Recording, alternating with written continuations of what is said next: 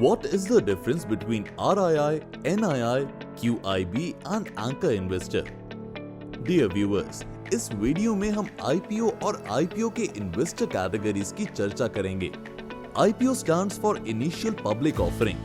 When a company wants to raise funds and go public, it lists itself on the stock exchanges through an IPO. The company's stakeholders dilute their own shares and invite outside investors. RII, NII, QIB and anchor investor are the different investor classes who can participate in the IPO. Let's understand what they mean. RII stands for Retail Individual Investors. Indian residents and NRIs who invest less than 2 lakh in the IPO are eligible for this category. A full 35% of the IPO pie is reserved for RIIs. NII are non-institutional bidders. These are Indian citizens and NRIs who invest more than 2 lakh in the IPOs. Unlike RII, NII are not eligible for cut-off price.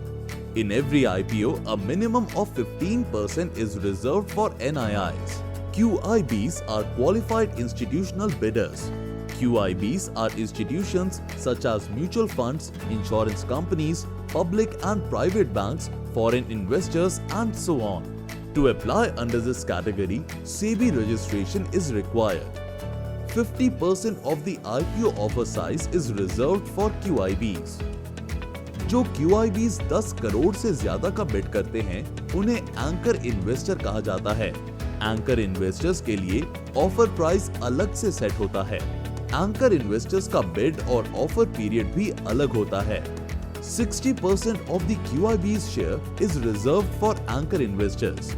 Out of these categories, only RIIs can apply at the cut-off price. IPOs are a good short to medium-term investment opportunity for people. New companies का growth potential high रहता है, इसीलिए लोगों के लिए IPOs एक interesting wealth creation opportunity बन सकता है. On the other hand, IPO investments tend to be more volatile than usual. IPO investments follow the golden rule of finance. High risk and the potential for gaining a high reward go hand in hand.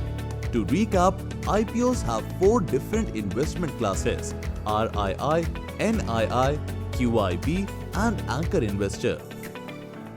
RII and NII are individual investors while QIB and anchor investors are institutional investors.